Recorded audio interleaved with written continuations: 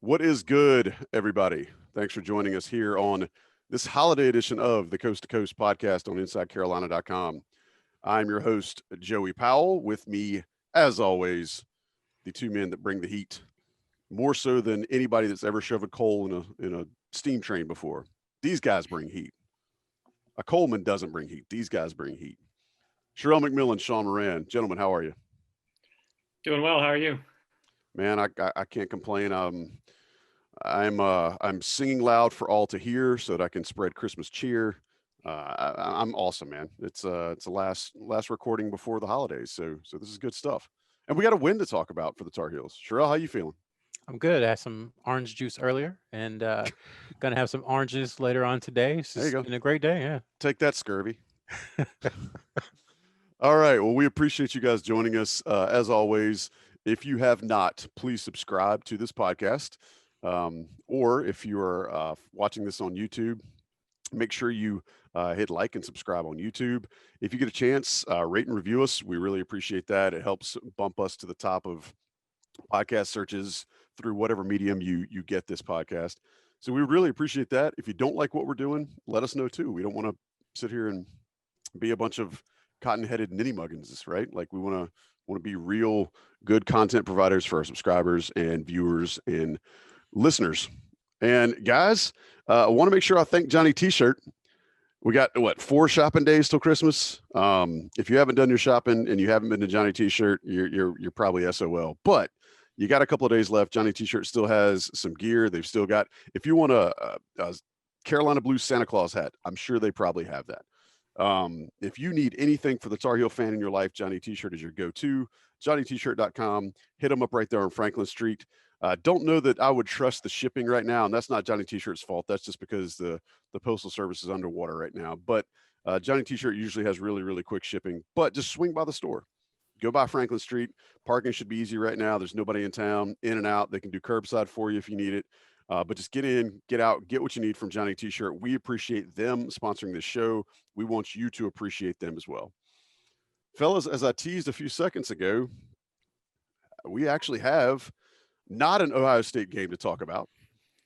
We don't have a ton of recruiting news to share. Nothing really changed since last week when we talked about Deontay Green. So we're going to focus this episode on the current Tar Heel roster and a win that they got yesterday against Kentucky, who is not the Kentucky of old, not the Kentucky that most folks are used to. But they did get a win against Kentucky in Cleveland yesterday. Sean, I'm going to go to you first. We talked last week about, I think I asked Sherrell, can they get rid of the turnovers? Turnovers were down yesterday. And I don't know how much of that is Kentucky's defense or just North Carolina calming themselves a little bit. But turnovers were down. Do you feel like maybe they figured something out, or do you think it was just an aberration and we'll probably see it again when they play on Tuesday night against NC State? Probably somewhere in between. I think, as you mentioned, the turnovers were a big focus point, and only having 11. More importantly, Caleb Love only having a few. I know before he's been throwing the ball all over the place, but I think what he showed in the second half, with RJ being out, not that he was coming into his own, but I thought he definitely looked comfortable and looked improved. And just watching the game on TV, you felt comfortable with him, I think, leading the pack. So, we could easily see probably 15 plus. Sniper. Looks like we lost Sean. Not really sure what happened. Sherrell, I'll let you take it up from there. How do you feel like Caleb Love is making his transition? It looked like yesterday he adapted to the speed of the game a lot better. He was a little more aggressive off the dribble. You've harped on it. Sean's harped on it about him going to his left is where his sweet spot is for his jumper. How do you feel like he made some adjustments yesterday that produced not only better statistics, but I think just an overall better game flow from him? I think you're starting to see him, just progress game by game, half by half. And there was some slippage maybe against North Carolina Central, but for the most part, I think he's gotten better with each game. And what he showed, I think, was just a more calming approach to how he plays the game. There were still a couple of shots here or there where he either had to bail UNC out because it was late in the shot clock, or maybe he rushed one. But for the most part, I think he's learning what is a good shot and what is a great shot. I think he's learning kind of how to find his own offense within the structure of North Carolina's offense, which is always really the kind of the biggest deal when it comes to freshman point guards at UNC. The faster they can do that, the better they can play. And then, I think a part of it too that maybe people aren't thinking about, all those Kentucky guys and the Carolina guys battle each other on the AAU circuit for years. Yeah. And there's something comfortable about being familiar with your opponent.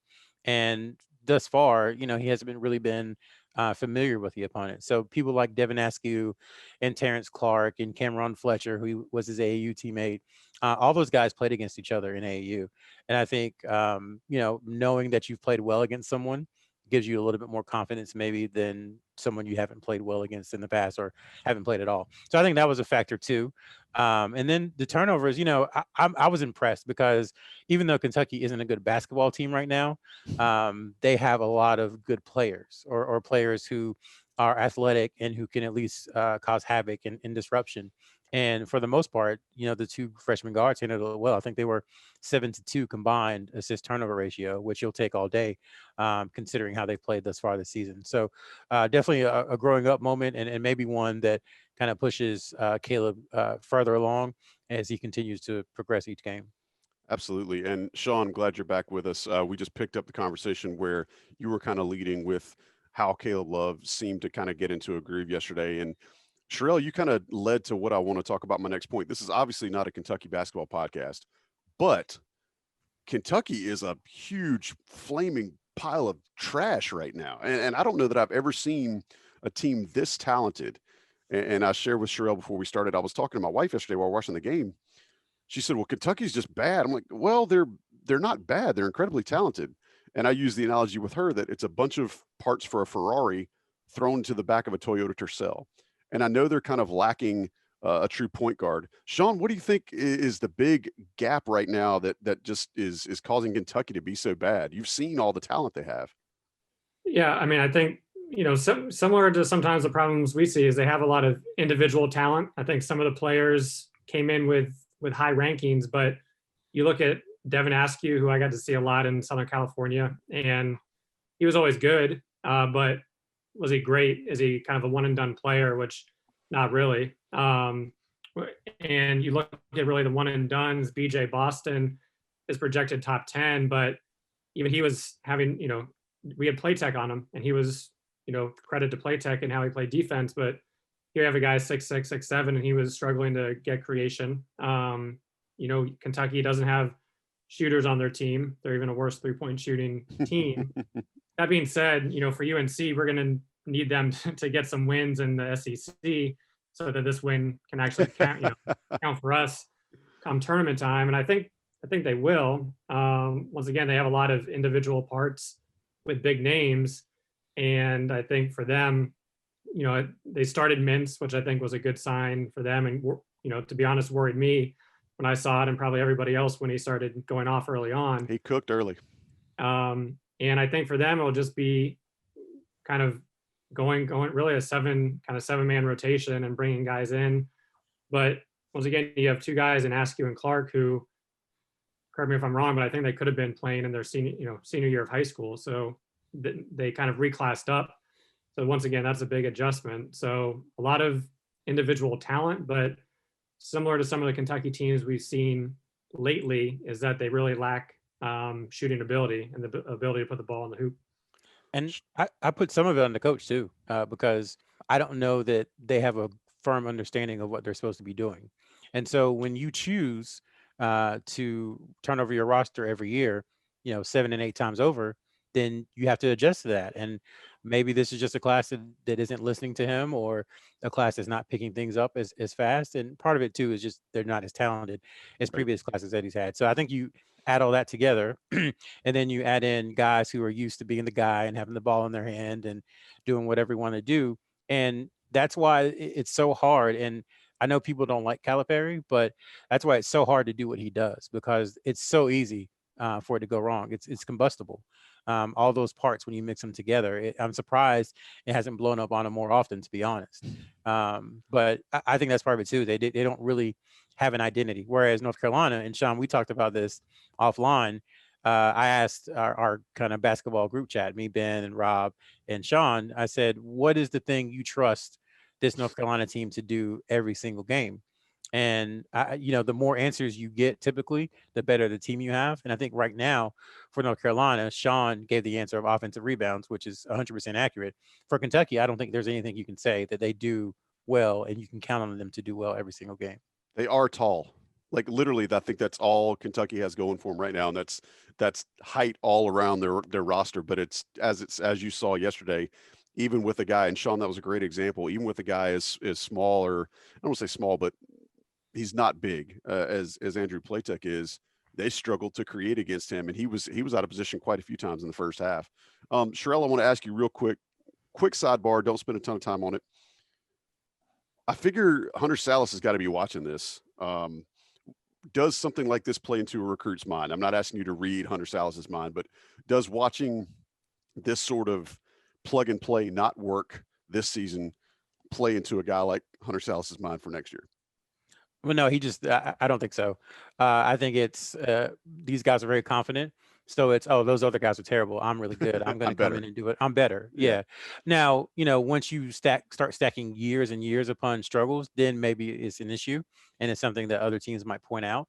But I don't think Kentucky's struggles will impact whether or not he decides to go there or not. I think it's all going to come down to whenever he does get on campus, the visits and kind of the pitch that the respective schools give him. That's Creighton, Gonzaga, Kansas, Carolina, and Kentucky pretty much are the ones I think who are really in there. And somebody who did not struggle yesterday was Kerwin Walton. The scouting report that you guys had done, and so much of the film and the watching him play that you guys saw before he committed to Carolina, all talked about what a smooth shooter he was and how he was great from deep. And we just really hadn't seen it yet, mainly because of reduced minutes, not really fitting into the rotation, or he just really hadn't found his stroke. And at least for about 3 minutes straight yesterday, he was NBA Jam style on fire. Sherrell, did you feel like this was coming? Did you see anything that made you think Kerwin Walton was going to be the first guy to start hitting shots for UNC, or did it surprise you like it did seemingly everybody else? I mean, if he's in the game, we know that he's capable of making the shots. I don't know that I would have thought he would have made 3 threes in the game, especially the way in which he made them, which they weren't all just, spot up shots. They were, make a move or Right. pump fake, one dribble kind of thing. So that shows his savviness. But no, I did not have Kerwin Walton scoring 13 points on the bingo card yesterday. But it's a welcome development for North Carolina, especially with how they've struggled to shoot. Sean, you had posed on last week's episode that maybe a lineup change was something worth looking at. I don't know if Walton was somebody you would pose like that, but the thing I think that's probably holding Walton back is he's just not very mobile laterally. I think he struggles moving side to side, which makes his defense not as good or not as up to par as what Coach Williams may want to see. Do you think he can get there? Do you think he might be a solution to the slow starts, or do you think it's just a limitation that's going to take him at least a year to work into? Well, one, I think for Walton, I was probably, not down on him, but I think the lateral concerns were a big, big question mark for me coming in. And one, I think he's leaned out a little bit, definitely from some of his videos watching last year. But whether it's starting or not starting, I think him getting the trust of Roy Williams and the coaching staff is going to be huge going forward, because once again, we've talked about it, I think the past 2 times, of really the team is kind of, before he hit 3 threes, the team is really capped at about 6 threes a game, max. And now you have him coming in and being able to hit possibly 2, 3 a game. One that obviously adds points because it's been a struggle to score. But 2, especially with how important the bigs are to UNC this year, is it gives them an option to pass out, versus so many times we've seen them passing out and you're not swinging it quick enough. And when you are swinging it, there's nobody that the team fears to hit a shot. And now all of a sudden you can play a true 2-man game, and it makes, or be able to swing it, and it makes it a lot harder for the defense just to double down without remorse. So yeah, I think there are still some defensive concerns. And I think Coach Williams talked about that in the post-game press conference, that he's still more comfortable with Leaky in a lot of situations. But, once again, he did kind of come up with that steal after he made the threes, and I think he will be getting better on that front. But once again, I think more importantly, offensively is the big thing. And I'd actually kind of commented on this right before he hit the two, but one of the things with him is I felt he wasn't, not that he wasn't ready to shoot, but he would often catch the ball a little off balance. And that was the thing you saw when he was making the threes, was it was just kind of a straight up, straight down, versus sometimes his upper body was, his lower body was a little bit in front, and he would be ready to shoot, but then he would just wouldn't have his legs under him, and he'd have to pass it, kind of ruining a good opportunity. So if he can just kind of get that natural rhythm going, I think that it definitely increases the ceiling for UNC's offense a lot.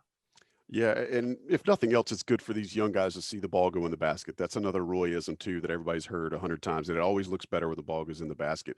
But specifically, I think that when you have a guy like Walton, or Platek hit one too, a guy from the perimeter is able to hit a big shot. You look at the second half yesterday at how much that opened up the spacing for the big guys to operate. Even if they're not getting fed the ball in the post, it gives them better room to operate, getting offensive rebounds, which we've talked on this show before, that it actually is one of UNC's better offensive sets, is just to get a shot up and let the big guys go get it. One of those big guys that has continued to impress and has continued to raise the level of his game was Armando Bacot. And I loved his quote after the game yesterday saying that they're not going to get punked anymore, and I'll leave the expletives out of it. But Sherrell, what else have you seen from Armando that we maybe didn't see outside of his high school AAU runs that we haven't seen in a UNC uniform yet? I think we're seeing from him growth. I think we're seeing from him patience. And I think we're seeing from him just kind of a mindset to be in it at all times. And what I mean by that is that, there were times last year where I think, just being in college basketball maybe was, I don't want to say too big for him, but everything was moving fast. And we always talk about the game slowing down. Well, it's slowed down for him considerably now. Also, he's healthy. I think people forget last year, not only did he sprain his ankle in the Virginia game, but in the second half of the very first game of the season against Notre Dame, he went out with a sprained ankle. So it's something he definitely dealt with the entire season. But he's leaned out. He's more athletic. He just looks more fluid. Everything just looks better. Like, everybody always talks about the freshman and sophomore jump, but you're really seeing it here. And just him being so good has made Carolina's front line honestly better than I thought it was going to be entering the season, because I don't think we expected this level of growth from him this quickly.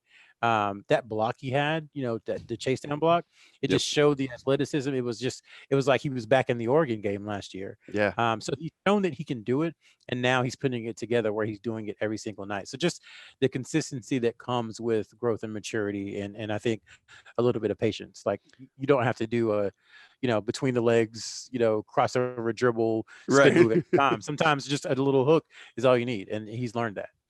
I don't know that we've seen the raw aggression yet that we have seen out of him yet this year. I don't know that we saw that last year, and if we did, it was in very, very brief instances. Sean, did you have any inclination that Bacot had the ability to be this engaged defensively as he's been so far this year?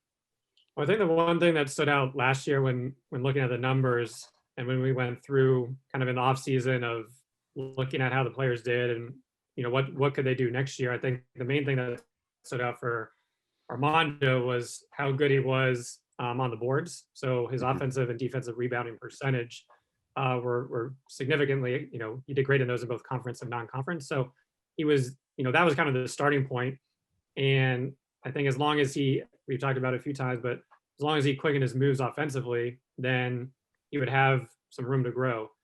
We've seen the kind of freshman, as Sherrell mentioned, the freshman and sophomore jump with a lot of other bigs in the UNC system that didn't come in and just kill it right away. But sometimes they struggled as freshmen and then started making that leap as a sophomore. So, did I see what he's doing right now coming? No, but I'm definitely glad it's here. And I think, we talked about the block, but even maybe more impressive was he made the block and then he just turned and started sprinting down the floor.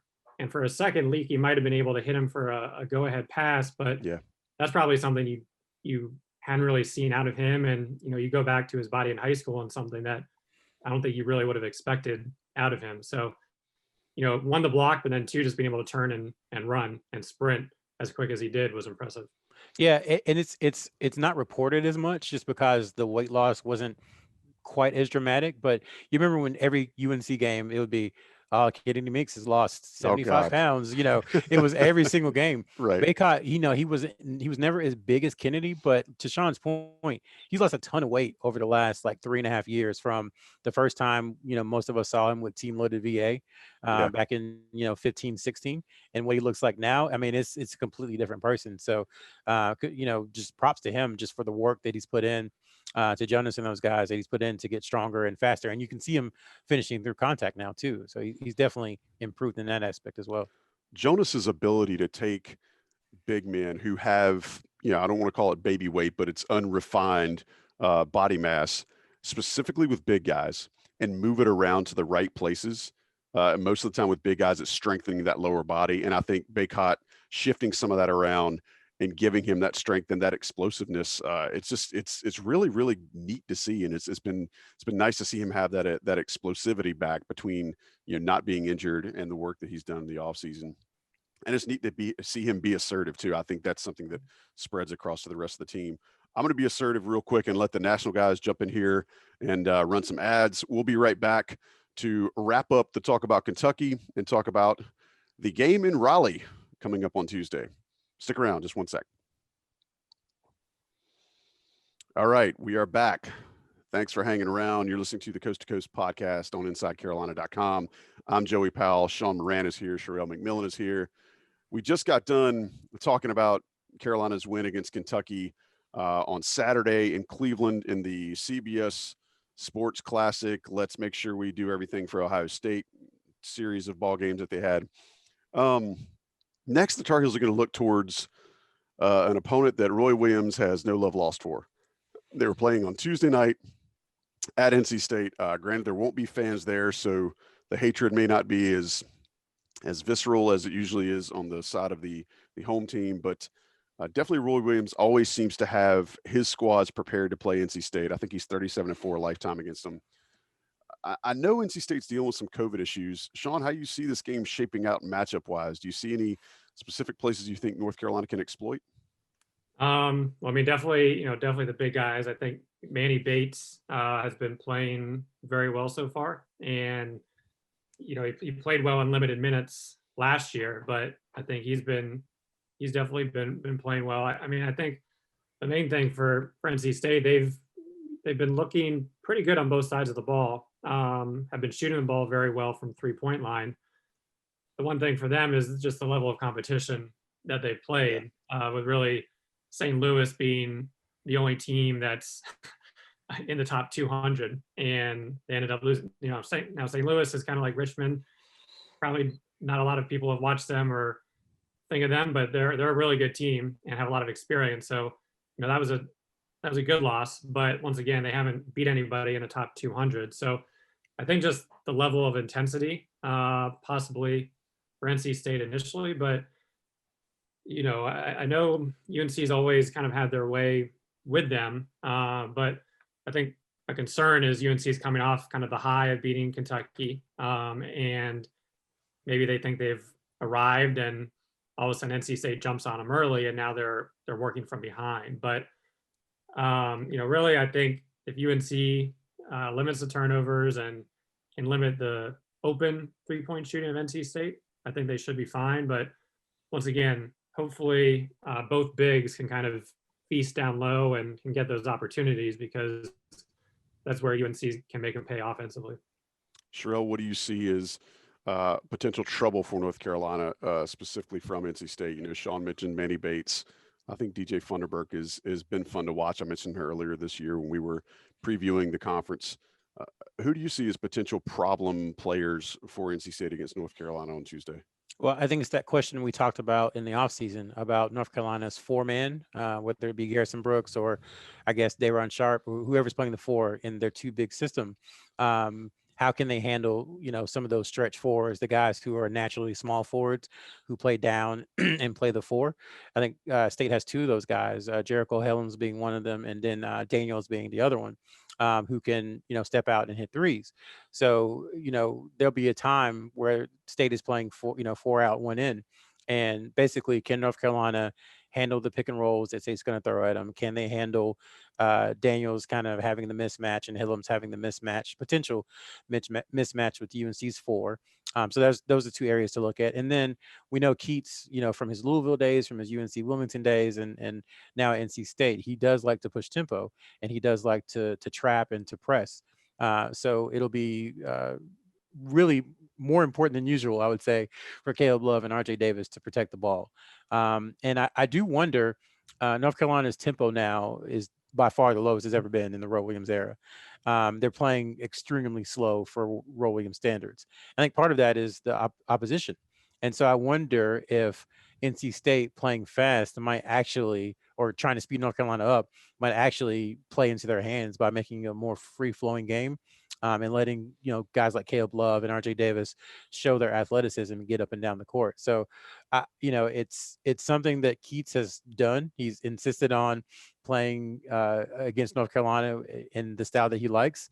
And I would have to look at the stats, but I feel like Carolina scored 90 points on State a lot Yes. over the last few years, and I think it's because Keats likes to play like he likes to play at up tempo, and Carolina just likes to play that way as well. So I'm curious to see if it kind of revs up the Carolina fast break. It will be neat to see how this team plays in a more free flowing game, because you're right, they have seen a lot of set defenses most of the time this year, and that's tougher for a team that, especially a younger team that likes to push tempo. It's hard for them to create it on their own. Yeah, I think, the tempo is going to be really important. And as Sherrell mentioned, they're ranked 107th, which is, as by far, UNC is usually top 40. And then when you look at Power 5 schools, usually one of the main schools up there, it's interesting just given, and maybe Adrian can do a study, but just in terms of the tempo of what they're doing now was a little higher than what they did in, 17, 18, when they were top 40. So it seems also that the rest of college basketball has started playing, besides UVA, has started playing a lot faster as well. But with UNC, usually you see Roy Williams just kind of, anytime the point guard gets the ball, just motioning them to, go faster. And I feel like I haven't really seen that as much this year. But as Sherrell mentioned, I think, with a team playing up tempo, that will speed the game up. They like to take early shots or quick shots. So, if you have 2 teams looking to go early, I think that'll speed things up. But once again, I think, that's something Caleb Love will be improving on. But you're not used to seeing a UNC team sub 100 in the tempo rankings. I do think it'll give the bigs a chance to show their legs. I think there's been times, and you mentioned it just a second ago, about a potential chance that Leaky had for a hit ahead to Baycott in the Kentucky game. There are probably going to be some chances that the UNC bigs have not had yet this year to get out and run against NC State if tempo is what we think it's going to be. Sherrell. So I'll give y'all this question. We're talking about tempo so much. The way UNC is constructed this year, I know the answer you're going to give, but be open-minded. The way UNC is built this year, do you think that is the best way for them to win, considering the advantage they have in the post? It seems like the best way to win is to play half court. And, even if you take, a contested 3, as Joey said, there's a good chance, 35% chance that they're going to get the offensive rebound, and you'll get the other team in the foul trouble, and it'll be kind of attrition. So it is the typical Carolina, play faster than run faster than you played last time. Is that the best way for this team to win?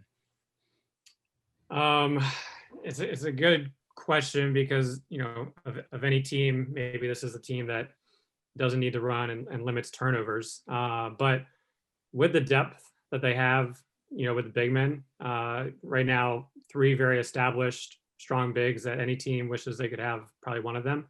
And then you have Kessler, who, as the 4th big, is kind of still getting his legs under him. But I think from that standpoint, you have the bigs that can run if they get tired. They can rest or get a sub. But I guess the concern is the half court offense. Once again, sure, we saw minutes of it the other day against Kentucky, but the offensive, half court can be troublesome at times, especially when you're not shooting threes or you don't have that type of lineup in. So when you're going against a team such as NC State that while their defensive rating is high, they're probably not the most, they're not at UVA or Texas Tech on defense. So once again, you can get some easy points, and any points with UNC now, I think is a good thing. So I would like to see them definitely push it faster and try to get some of those opportunities. But I do hear what you're saying, and I think there's, you can probably go both ways, but I definitely think there's room to improve the speed that they're playing at. You're not here to hear my analysis, but I'll answer since Sherrell posed it. I would love to see them get more out of the secondary. So if there's a chance for the quick pitch ahead, obviously you take that. If there's a chance to go one-on-one, you try to let Caleb or RJ have their opportunities there, and again, maybe get it up on the rim. Somebody follows it for a flush, but I'd love to see them actually get more chances out of their secondary break, which we have not seen a lot of this year. They've run it, but it just has not been effective for whatever reason, and maybe it's comfortability or who knows. Now, the one thing to add about tempo, and I saw it a few times with Kentucky, was it seemed the bigs were a little slow on getting back. Yeah. And I felt there were some times where Kentucky could have pushed a little harder and put the pressure on UNC with Kentucky getting to the line. Obviously, they weren't a great free throw shooting team, but there were some opportunities. I felt UNC was a little lackadaisical getting back. So if you are going to try to push it and you're playing with a team that is comfortable, you have to make sure that you're not giving up those easy baskets in return. Yeah, it's a great point. I haven't seen a line on this game yet, but I think Ken Palm has it as a 1-point NC State advantage. Any other parting shots on the potential, or it will be a tilt in Raleigh on Tuesday, but potential outcomes or potential game flow? Sherrell? Not particularly. I think just looking at things overall, we I guess we need to check in on how we are thinking things are going without fans. And I've been watching a lot of games for a variety of reasons over the last couple of weeks, and the free throw shooting across the country seems atrocious. It is garbage, And yes. and I don't have numbers to back that up. This just anecdotal, just from me watching games. But I feel like there's so many missed front ends, and I don't have a reason for it. I don't know if it's still just guys kind of lathering themselves back up from having most of the summer off, if it's depth perception because there aren't any fans, if it's just too quiet and they're just kind of freaked out. But it's something that it seems like it's not just a UNC thing. You kind of see it across the country. Same with the low scoring and the poor shooting. So, we came in thinking, oh, okay, well, the NBA had a bubble and those guys were, they're incredible already. And they were shooting, just crazy percentages and scoring was up. But it seems like in college basketball, that's been the opposite case. So I think the under is a safe bet on Tuesday, just because, the two teams, North Carolina in particular, just seems to be struggling when it comes to shooting. And I can't figure it out. I don't think there are a ton of terrible shots that aren't at the end of the shot clock. Just guys are just struggling. So I'm just curious what you guys think, because I can't figure it out. Sherrell? I mean, every missed free throw, you tend to remember a little more when there's a vested interest in it. So you both sit on a throne of lies. I was told that UNC was the only team that couldn't make free throws and that they had to hire a free throw coach. No, I absolutely agree with everything you just said, Sherrell. I've seen the same thing. Specifically, I'm glad you called out the front ends of 1-and-1s, because that's, when you look at it, that's actually that's a turnover, right? If you go for a 1-and-1 and you miss the front end, usually the other team gets the defensive rebound, and you've lost a possession out of that. And that's just, it's weird to see. I do think it is some clunkiness. Sean, what's your thoughts on that?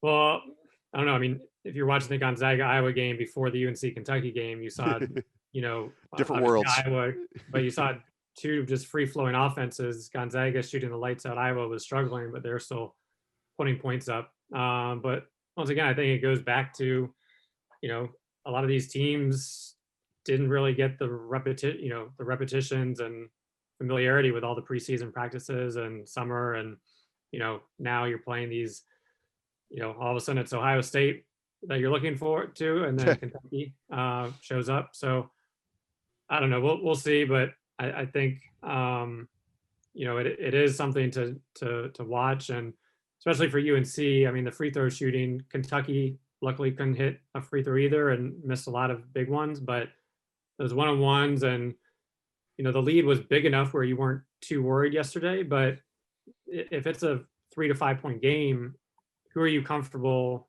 Yeah. with going to the line? And I think that still is a big question mark, especially given last year all the close losses that UNC did have.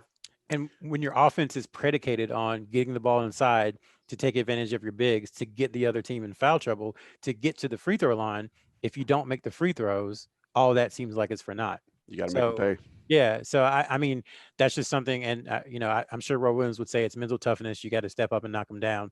But they really need to try to do that, because it's going to cost. I mean, you can make the argument it's already cost them a game, but it's going to cost them a game they have no business losing at some point if they continue to shoot the ball poorly. And to their credit, like NC Central, once they had missed a few, I think they made their last 9 or 10. So they're showing signs, but you just have to do it more consistently. It will be interesting to watch with other teams, at least a majority of teams around the country, struggling with their offense and not finding the flow as much as you may be accustomed. It will be interesting to see if North Carolina's teetering identity as a defensive team continues to pay dividends, or even solidifies itself as even more of a thing. Boys, any last notes before we sign off this week? Sean? 2 things. I seem to always have 2 things at the end, but all right. One, Andrew Platek. I know his offensive rating was under 100 against Kentucky, but I thought he played very well again. I thought he was going to struggle against Kentucky given the athleticism and length. But once again, I mean, he gave Boston trouble defensively. He was moving his feet, working hard, hit a big 3, found himself so once again, he continued to play well, continued to be smart. And I think that's going to come in handy as UNC gets into ACC play, if he can continue to do that. And then just the other thing, I know there wasn't really anything to talk about recruiting wise, which is, really weird at this point in time, because usually as UNC is getting ready for that CBS Sports Classic, Roy's spending the whole week leading up to that, traveling to different games and practices. And he's probably watching 4 or 5 different guys. And then you have the City of Palms and all the other tournaments starting up, where once again, him and the rest of the coaches are going to. So, not being able to do that, the team is losing a lot of good opportunities, and it's a little harder to kind of see who they're prioritizing. Yeah, that's a great point. It's different. It's still different for everybody. And, you would think that maybe not having that recruiting was good for them to be able to absorb the opponent change last week, right? The fact that the staff was around instead of being out looking at tape or looking guys in person, excuse me. Sherrell, final thoughts. Yeah, I just think we continue to see progression with Caleb Love. I think to me, that's one of the biggest. I think that's the biggest thing I took away from the Kentucky game, is that he's starting to look like the Caleb we saw in high school, and that he's starting to look more like you want a Carolina point guard to look, with the assist turnover ratio, with the kind of making sure that he's blending the system with his own talents. And the more he learns to do that, like the drive on Askew at the end of the first half to cut it to 4, that's an instinctual play, something that he just did. He didn't think about it. He just went. Yep. So as he continues to progress, it can only help the team get better. Now he's got to shoot better, and I think he knows that. So that's kind of the final thing I think to come. Once he can start just being an average to competent shooter, 33, get up to 32, 33%, which is a long hike from where he is now. But if he can get there, that's going to bode well for UNC. It's funny you mentioned that. Roy Williams said in his post game just that they need somebody to start hitting from the outside. Those guys are all shooters. I mean, RJ has the capability of making deep shots. We saw Walton do it, and we know that Puff will eventually when he comes along. But to your point, Sherrell, Caleb Love, definitely. I think that the team as a whole is so bad from the perimeter right now that all it's going to take is, like Kerwin Walton yesterday, hit a couple, and then all of a sudden you've got an entire new dimension on your offense. Gentlemen, I appreciate it. Appreciate you being here. We'll certainly be tuned in on Tuesday night as the Tar Heels go to Raleigh to play the NC State Wolfpack. State's 4-1. Like I said, haven't seen a line, but Ken Palm has NC State as I think that shaking out as a 1-point NC State win. So we will see. Appreciate you guys being here. If I don't talk to you again for the holidays, enjoy yourselves. Be safe. Merry Christmas. Happy Hanukkah. Whatever holiday you celebrate, I hope you celebrate it well, safely, and that we see you again next week on the Coast to Coast podcast. Appreciate Sean being here. Appreciate Sherrell being here. Appreciate you guys listening, watching, downloading, however you're getting this. Thank you for subscribing to Inside Carolina and InsideCarolina.com. We will talk at you next time. Thanks to Johnny T-Shirt for sponsoring, and we will talk to you soon.